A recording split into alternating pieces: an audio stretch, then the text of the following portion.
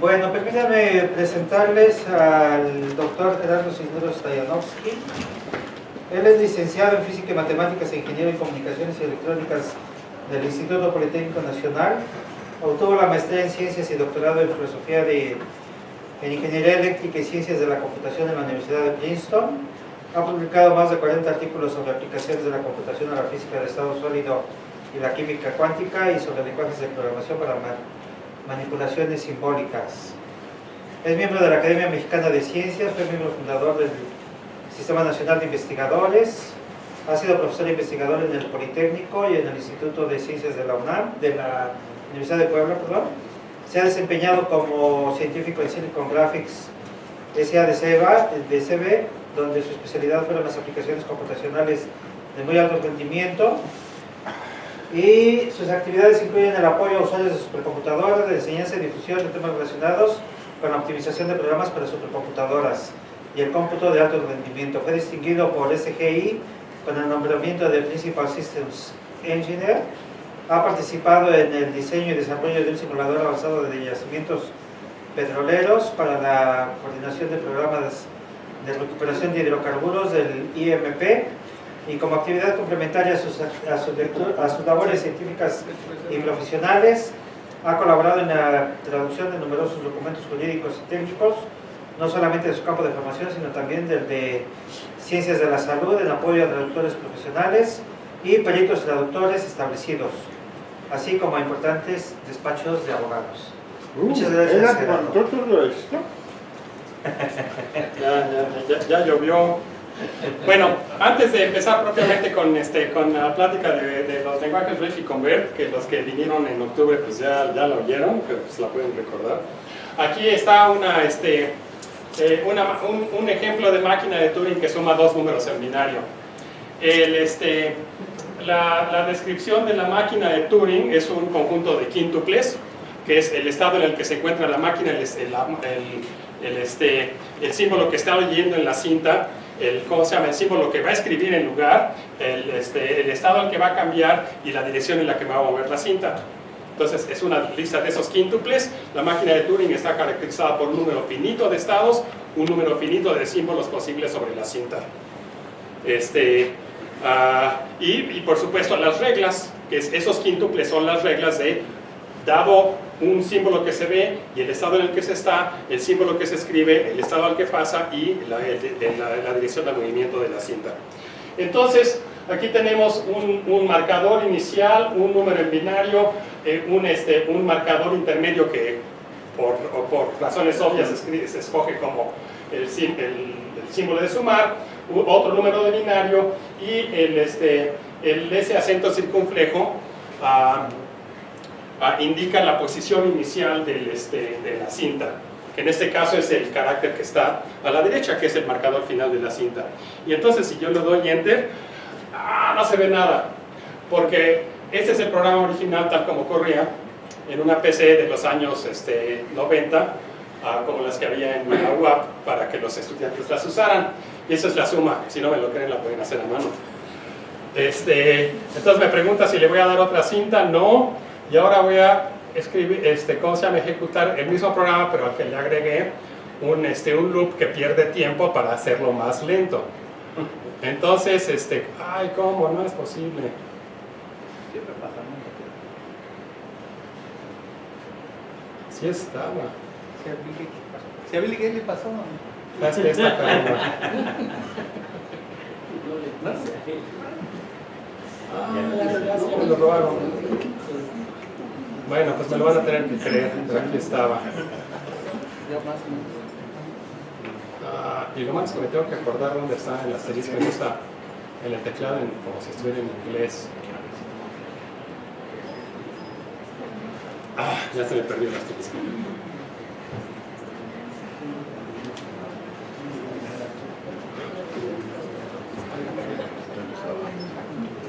Y nada más. ¿Cómo? Pues no, no lo puedo.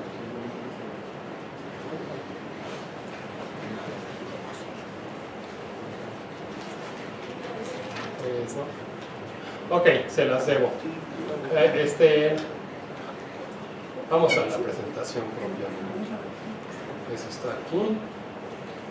Quizás Si alguien tiene interés en espacio de sentarse presentación, en después lo alguna podemos ver. butaca como Mande. Turing. Control. ¿O qué te- Ok, entonces voy a hablar de los lenguajes de programación Convert y Reg, que fueron los dos lenguajes que Mark diseñó durante su estancia en México, después de haber escrito su propio compilador de Lisp y no estar satisfecho con el lenguaje para lo que él quería hacer con manipulación simbólica. Y entonces, Reg se originó en 1966 en la UNAM, y estaba basado en una idea llamada predicados operadores del la propia versión del Lisp que él desarrolló cuando trabajaba en la empresa Martin de Baltimore, por SSMB, Martin Baltimore Lisp. Lo implantó en la PDP-8 del Centro de Cálculo Electrónico y está relacionado con las expresiones regulares de Kleene, por eso se llama compilador de expresiones regulares, es lo que quiere decir REC, Regular Expression Compiler. La sintaxis original no contemplaba la existencia de subrutinas, era un solo programa que empezaba con un paréntesis, seguía de cero, cero o más expresiones o unas cosas llamadas predicados, separadas con cero o más, dos puntos y comas, y luego al final posiblemente cero o más expresiones y predicados de esos, y finalmente un paréntesis derecho. Por ejemplo, este era un programa completo en Reg que leía un carácter del teletipo, lo escribía al rollo de papel del teletipo, ponía un asterisco en una pila de operandos que tenía, los comparaba, el igual era un predicado de comparación. La idea en el lenguaje Reg es que un predicado era una operación que, aparte de realizar una operación, podía tener un valor lógico, verdadero o falso. A un predicado que siempre era verdadero, simplemente se le llamaba operador y no pasaba nada. Si eran iguales, entonces se encontraba uno con el punto y coma, eso quiere decir termina de ejecutar este paréntesis, si no saltaba el punto y coma y el dos puntos quería decir itera. Entonces esto leía caracteres hasta que se encontraba que alguien había oprimido el asterisco.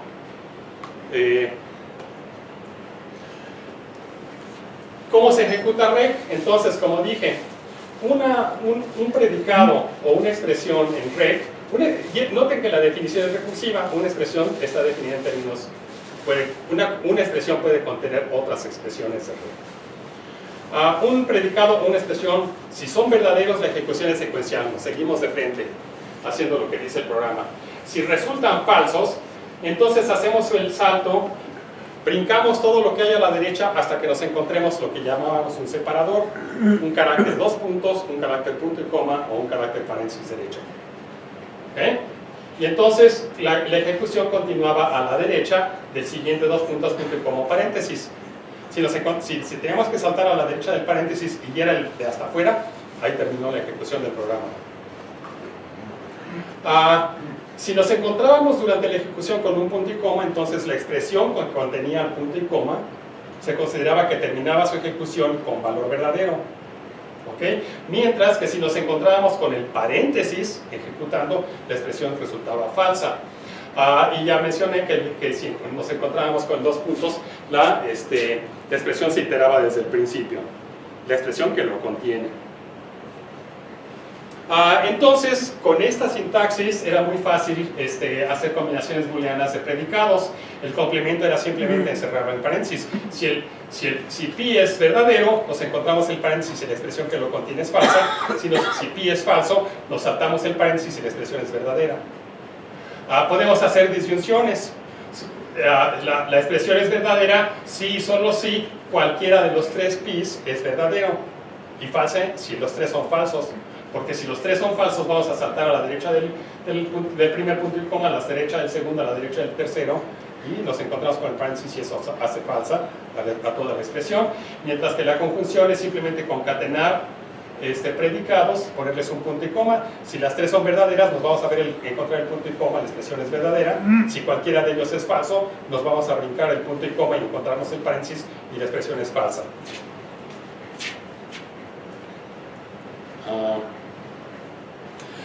Rec, desde antes de que se inventara el nombre programación estructurada, era un lenguaje estructurado.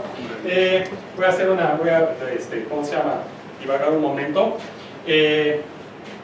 La programación estructurada surgió a raíz de que Esker Dijkstra, un computólogo holandés, escribió una carta al editor de la revista Communications of the ACM, que se convirtió en su publicación más citada. Ni siquiera era un artículo, era una carta al editor, titulada se considera dañinos a los GOTUs. O sea, los brincos arbitrarios en los programas, que eran posibles gracias a las proposiciones GOTU, que contenía Fortran y Algol, por cierto. Algol no era intrínsecamente estructurado. ¿Cómo se llama? Las denunció como una construcción dañina. Y dijo, cualquier programa que se precie del nombre debe poderse escribir de esta manera, con esa clase de construcciones. Y bueno, pues esa clase de construcciones ya estaban ¿cómo se llama? En REC. Esas tres construcciones que propuso Dijkstra eran la iteración, la selección de alternativas y otra variedad de iteración. Entonces, una iteración del tipo while es, mientras el predicado sea verdadero, ejecutamos este operador. La selección de alternativas es, si el predicado es verdadero, hacemos la operación 1, en caso contrario, hacemos la operación 2. Y esto lo podemos escribir de forma así de compacta en REC. Y bueno, y al revés, si queremos hacer la operación al menos una vez, entonces ponemos el operador primero y el predicado después. Así de sencillo. Entonces, el REC que se desarrolló en la UNAM era una versión aritmética y los operadores y predicados operaban sobre una pila de operados. Una pila es una estructura de datos en la que el último o los últimos operandos que entran son los primeros que salen, son los primeros que se utilizan para hacer operaciones. Entonces, fue utilizada en cursos de análisis numérico en la escuela de física y se estudió formalmente en cursos de lógica matemática, y era un programa de tiempos de cuando se desarrolló el REC para la PDP-8, que volvió a revivir por ahí de los 80 en Puebla. Y lo que este programa de REC producía era este dibujito en un teletipo. Y bueno, en aquella época tardaba un tiempo hacer esto. En el Politécnico, bajo la dirección bajo la asesoría de Mac, un servidor desarrolló una versión aritmética y una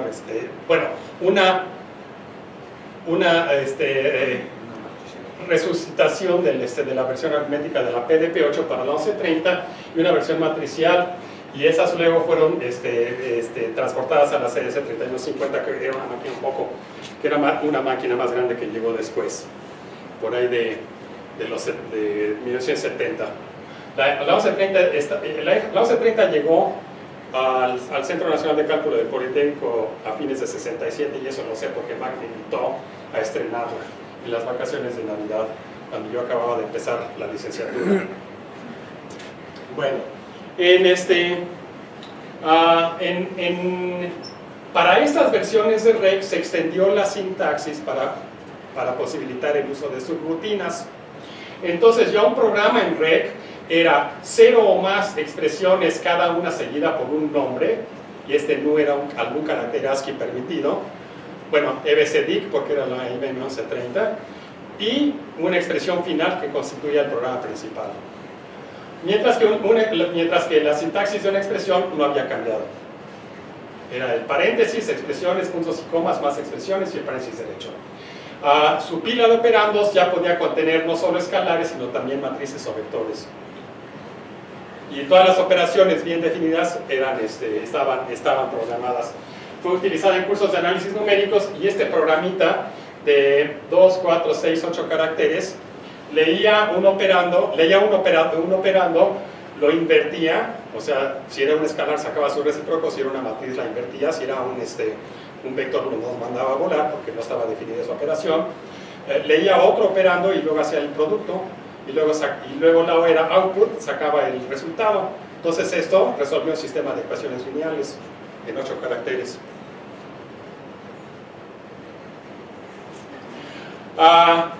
Aparte, basado con la infraestructura del REC aritmético para la IBM 1130, Mac desarrolló por su lado el REC Markov, donde ya no eran las operaciones aritméticas, no eran lo central, sino la manipulación simbólica. Tenía un espacio de trabajo para búsquedas, inserciones y borrados de cadenas de caracteres, y fue usado para enseñar lógica matemática con las máquinas de Turing, los sistemas de POST, etcétera, que se mencionaron al principio, y también para hacer un editor de texto. Con ese editor de texto compuse mi primer artículo, que fue precisamente una descripción del compilador de REC escrito en Fortran para la 1130. También Mac desarrolló una versión para resolver el sistema de ecuaciones diferenciales de segundo orden, usados en sus cursos de análisis numérico, de mecánica clásica y mecánica cuántica. Y con eso hizo la cuestión esta del problema de dos centros con cargas independientes magnéticas y eléctricas, del que salieron los objetos los sistemas Mix-Kepler. REC en el IPN dio lugar a varias tesis, la de Carlos García Jurado, la de Varas, la de Sesma, González Santos, Saldaña y García Salas, que fue esa la dirigí yo en Decime mucho después, para diferentes tipos de aplicaciones. Y no me voy a meter a los detalles. Con la migración de egresados de física y matemáticas al INEM, y con Mac como asesor de ellos en el INEM, recobró fuerza allá, y entonces hubo una nueva sintaxis para REC en la PDP-10. Esta es la que usó Carlos en su presentación hace un momento, donde la sintaxis era una expresión seguida de una arroba que era obligatoria, y el nombre, y luego una expresión final que era el programa principal y el signo de pesos, pero la sintaxis básica de expresión nunca cambió. Esa no cambió. Características importantes de esta versión de REC es que se podían invocar como una subrutina desde programas en Fortran. Entonces se podía usar para se fue usada para validar datos leídos programados en Fortran, para crear interfaces amigables para diversos programas, y hasta para apoyar la producción de la nómina del INEM. Y digo INEM porque así se llamaba entonces. Además se desarrolló para la PDP-15, que también había allá, que tenía un despliegue gráfico, un osciloscopio elegante, una pantalla, se desarrolló visual, y entonces era un despliegue gráfico interactivo para los datos generados en la PDP-10.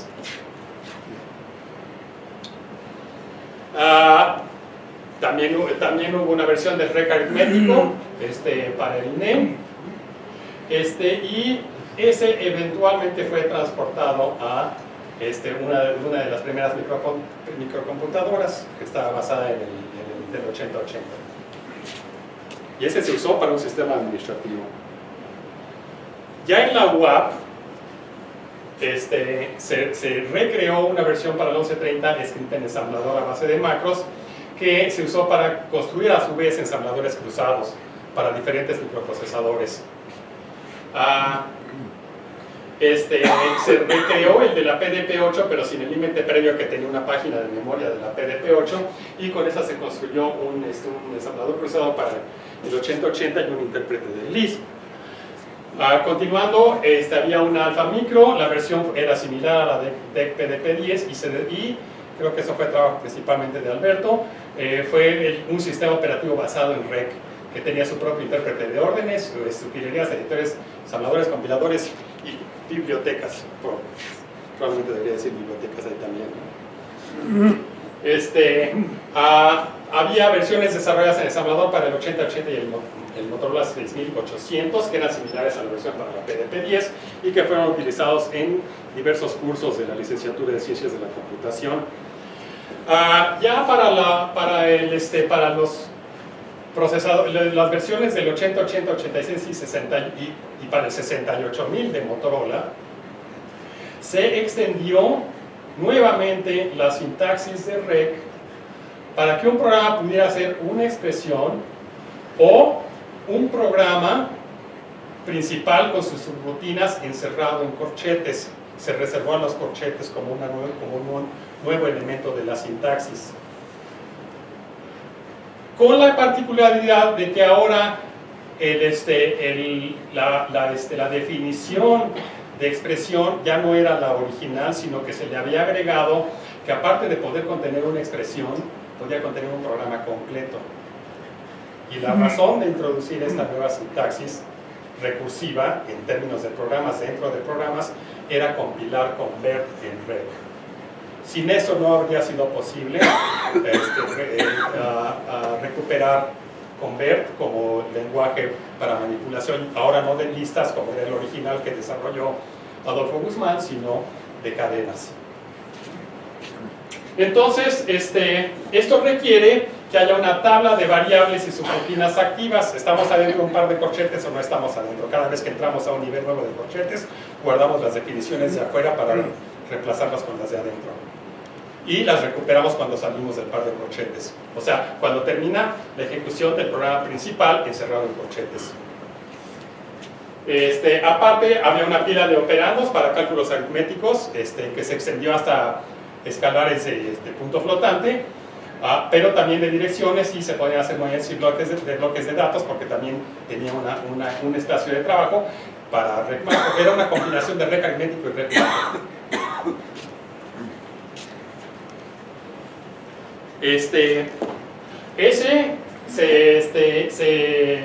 Se instrumentó bajo CPM, CPM86, MS2 y en su momento en Unix, en el 68000. Ese permitió, como dije, la compilación de convert y fue ampliamente utilizado en la enseñanza en las ciencias de la computación, tanto para teoría de autómatas y lenguajes formales en los cursos de lógica matemática, como construcción de compiladores en los cursos de lenguajes de programación. Lo último que hice antes de irme en la UAP fue escribir un reconfigurable. Ese estaba escrito en C, y aquí el chiste era que la lista de operadores y predicados era lo que era seleccionable, ¿sí? La infraestructura que apoyaba la compilación de la sintaxis, de la última sintaxis que enseñé, era fija, y todo lo demás eran tablas y bibliotecas.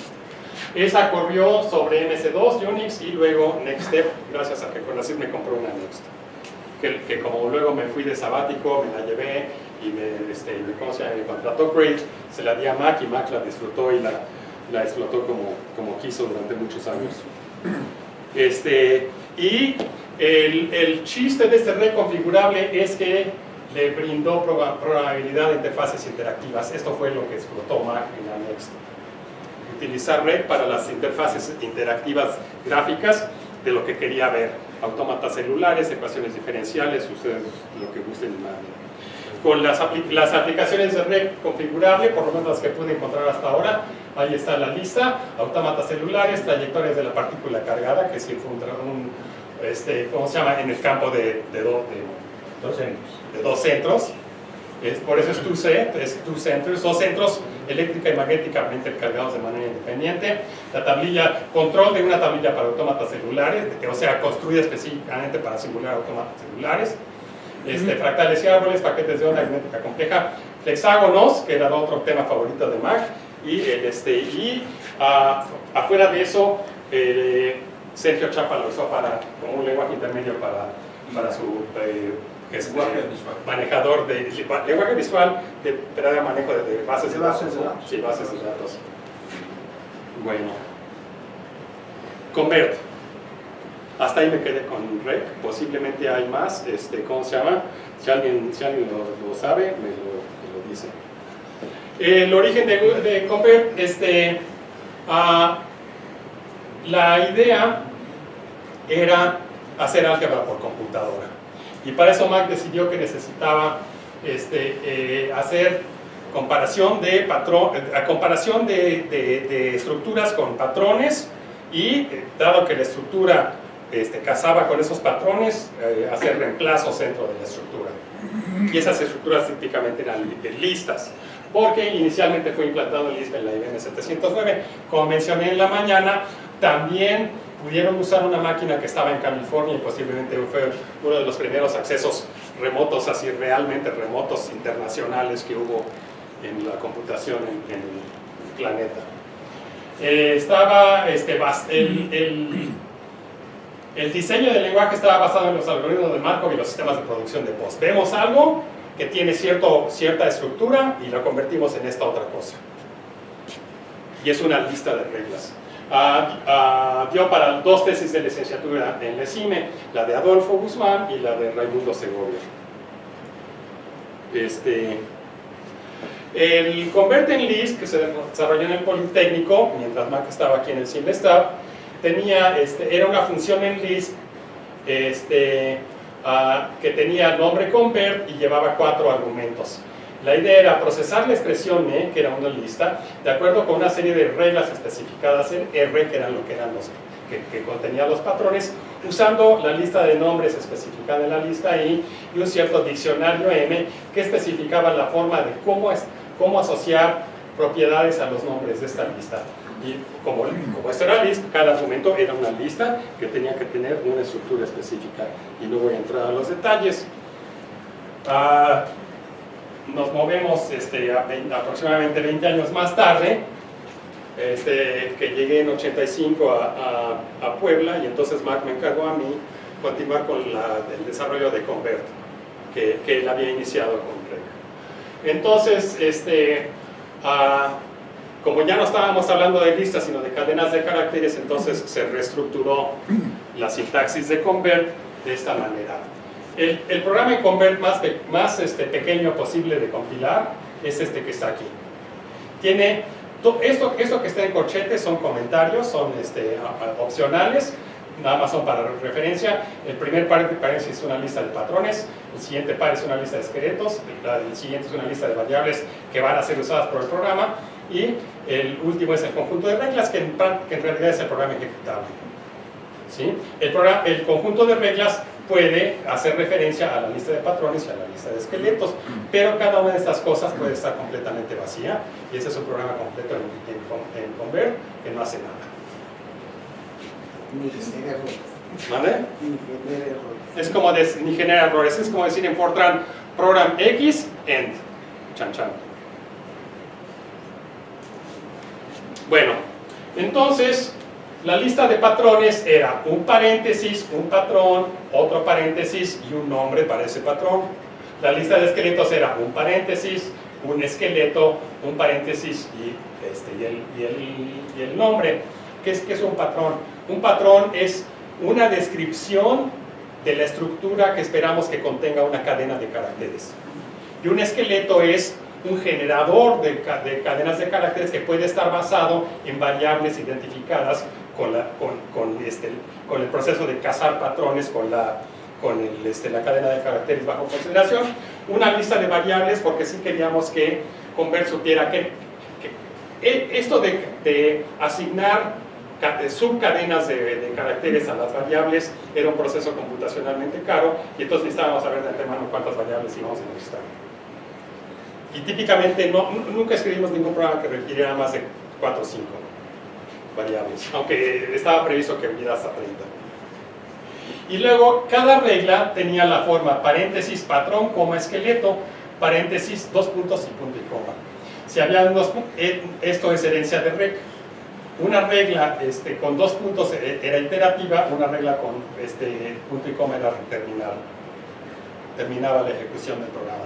Entonces, como funcionaban las reglas es, aquí tenemos una cadena, le aplicamos el patrón. El patrón, podemos establecer una correspondencia entre el patrón y la cadena, eso quiere decir casar el patrón con la cadena. Si sí podemos, entonces la regla es aplicable y reemplazamos toda la cadena que teníamos con el esqueleto.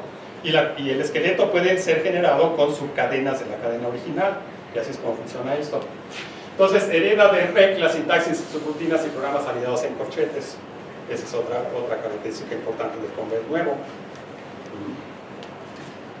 Y esa era la parte de la razón de introducir los corchetes como caracteres reservados en REC. Las versiones de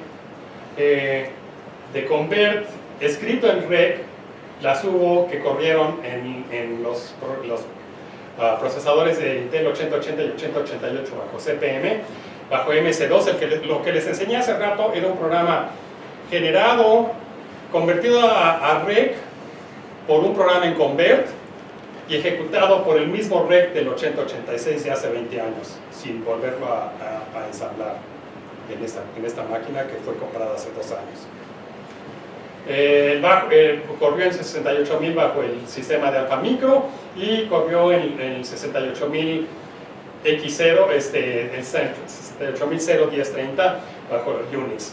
X0 porque 30 ya era en la Next y 68000 era en la dual que había que todavía está en el centro de cálculo en Puebla.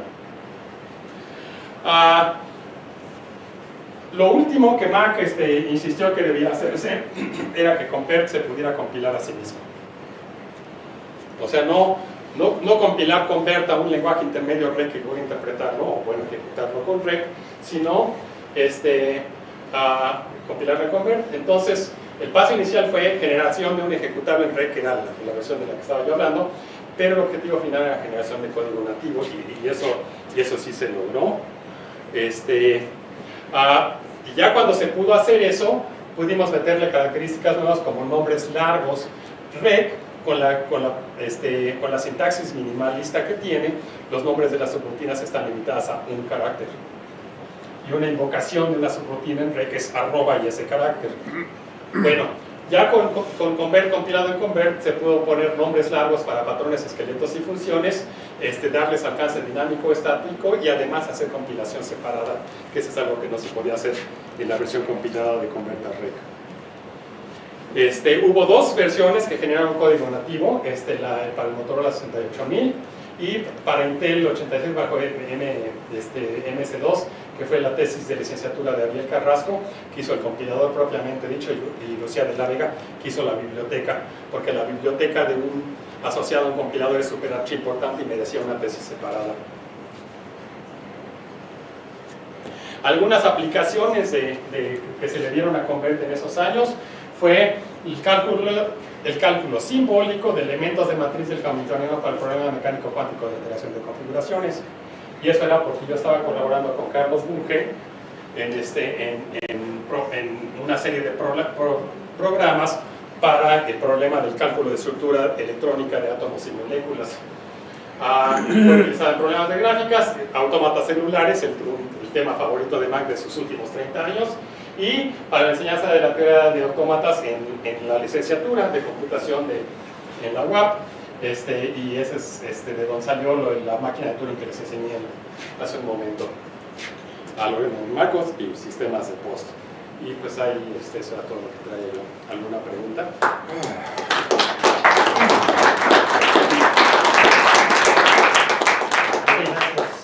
¿Preguntas o comentarios?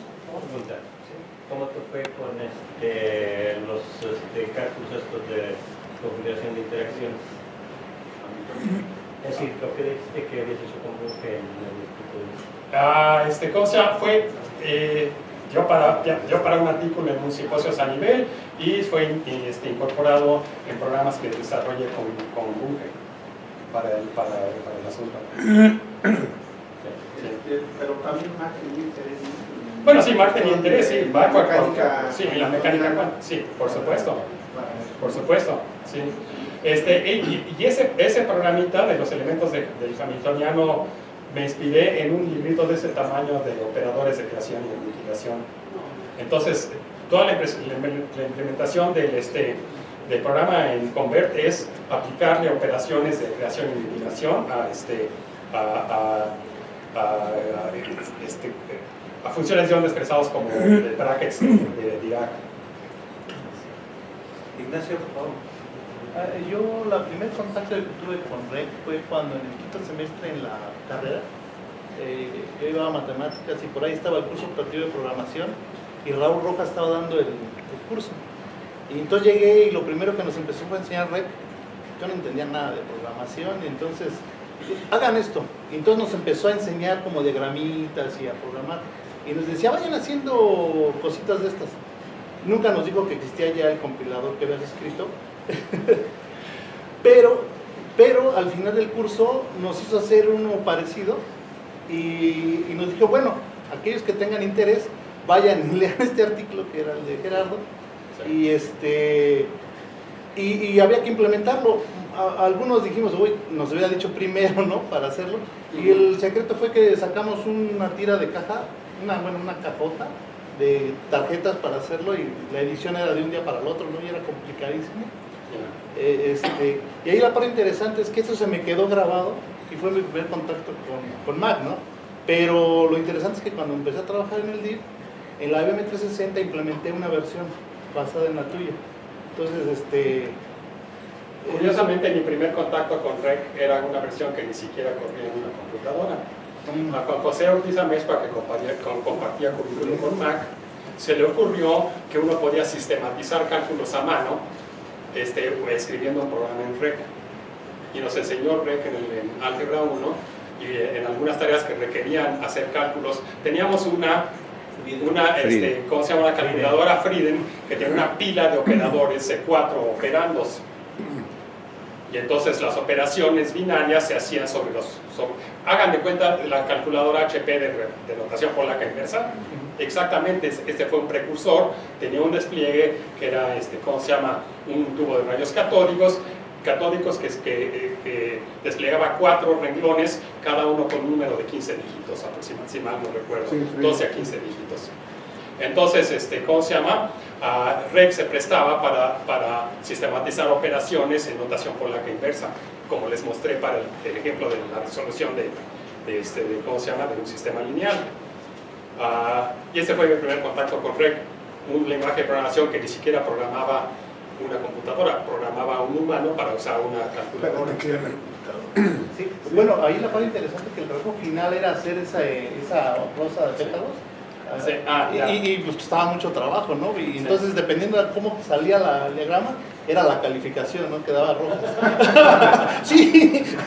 Y decía él, mira, una suástica se hace con un format, ¿no? Y decía, bueno, era curioso. Y al final, bueno, hay una implementación que hice yo en la 360, la IBM 360, ¿no? Pero bueno, creo que nomás tengo la pura listado. Muy bien. ¿Alguna otra pregunta o comentario? Era una curiosidad. ¿Tú sabes si el currículum vitae de Mac está completo? ¿Alguna vez lo escribió completo todos los que No tengo idea. Yo virtualmente dejé de tener contacto con él aproximadamente 24 años, 23 años. No sé, sus últimos alumnos serían los que sabrían eso mejor que yo. O sea, yo me sé su historia hasta aproximadamente hasta 92 y lo que puse en la semblanza que leí en la mañana fue lo que me proporcionó Guillermo y Genaro. Comento un poco esto porque en algún congreso me he encontrado con matemáticos que dicen, no, yo trabajé con Mac, fui su tesista, pero nunca me ha reconocido, nunca me ha puesto Lo que mandó Carlos Bunge, mucho de lo que dijo, él nunca me lo platicó, para mí es información nueva. Y estamos hablando de cosas que pasaron de antes de que él viniera a México. ¿Alguna pregunta o comentario? Sí. ¿Cuál fue la razón para llamarlo REC al programa? Regular Expression Compiler. La sintaxis, el diseño del programa estaba basado en las expresiones regulares. Ya mencionamos que las expresiones regulares, las originales de Kleene, son equivalentes a los autómatas finitos, a los autómatas de estados finitos, sin pilas, sin nada, los más sencillos de la historia. Esos no son recursivos, no son nada. Entonces, digamos que hay la ligadura tenue es el asunto de que en una expresión de REC uno puede hacer ¿cómo se llama? Iteración, concatenación y selección de alternativas, que es lo que uno puede hacer con expresiones regulares. Pero, como tenemos los paréntesis y verdadero y falso, podemos hacer más cosas con rec que lo que se pueden hacer con expresiones regulares a secas. Pero esa era la razón. Y convert era porque se convertía una lista de objetos en otra lista de objetos, que era el resultado que se buscaba. Por ejemplo, teníamos una función y queríamos su derivada, pero simbólica. Se le incluyó la recursión. ¿Mandé? Cuando se le incluye la recursión también se le aumenta mucho la capacidad. Sí, además. Sí, Bueno, ¿y cómo intervino rec en los autómatas celulares? No, es que lo que pasa es que la definición de rec no especifica qué clase de operaciones hacen los predicados que participan en el lenguaje. Uno simplemente define qué van a hacer esos predicados para la aplicación que uno tiene pensada. Como dije, hubo una versión que operaba sobre escalares, hubo una versión extendida que operaba sobre escalares y matrices, hubo una extensión que no operaba sobre ningún tipo de operandos aritméticos, sino sobre cadenas de símbolos. Y entonces es nada más una cuestión de seleccionar las operaciones que son de interés para el problema que uno quiere resolver, escribir la biblioteca de funciones que van a realizar las operaciones sobre los objetos de interés, y ya es lo que estaba diciendo Carlos García Jurado hace rato. Podemos usar rec para controlar cualquier dispositivo que se pueda conectar al internet con una sintaxis muy económica, con un compilador muy compacto. El compilador de rec es pequeñísimo. Lo que puede ocupar más espacio es la biblioteca de funciones que instrumentan las operaciones para los objetos sobre los que se quiere operar. Se puede llamar un lenguaje de semántica variable. Sí, eso es un lenguaje de semántica variable. La semántica está determinada por el tipo de objetos sobre los que va a funcionar el lenguaje y las operaciones definidas sobre esos objetos. De hecho, el diseño de rec en IDA es un lenguaje visual que tiene operadores en base de datos.